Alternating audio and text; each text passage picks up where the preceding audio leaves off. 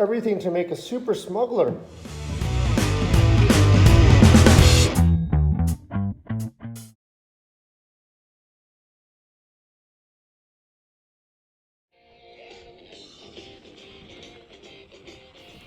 Alright guys, so this is Jeff with the Middle Age Master, just coming back at you with a little review over my upgrade that I did to my 2018 Transition Smuggler, and I kind of made it into a Sentinel Lite. So it's still a 29-inch bike, but it's running a 150 front fork. I pumped up that Fox 34 to 150, and I upgraded the rear suspension from a Fox DPS to a DPX2. And the biggest thing that I can tell you that matters the most on this bike is that new rear suspension platform. You can pretty much run it wide open with a little bit of low-speed compression dampening and still have a great pedaling platform. And that shock just works a little bit, well, no, a lot smoother than the DPS did. Now, the DPS will be used as a spare shock when I'm servicing or having this DPX2 serviced. But again, the biggest difference that I've noticed is the consistency in dampening, the overall stroke smoothness, and the suppleness off the top have really transformed this bike into a whole new beast, both descending and climbing. I find that I don't use that lockout switch quite as much as I used to. Here we're coming around a corner. This is a fun little section of the Haas Trail system with a couple of chunks and a little drop there and another little roller here. And it leads into a little punchy climb, which is kind of fun. I've always done this open. Obviously, you're not going to be switching that compression handle while you're doing this kind of a climb.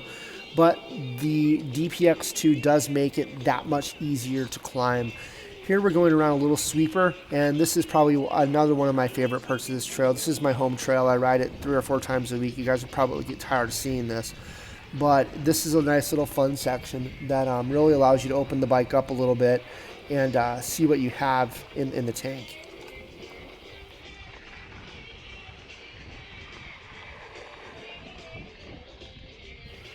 And just to kind of re-emphasize how that bike works, this is a little twisty section of the trail that's really not high speed, but has a lot of pump in it, and you can really pump that DPX2 way better than the DPS. The DPS was either set up really firm or really soft or somewhere in between.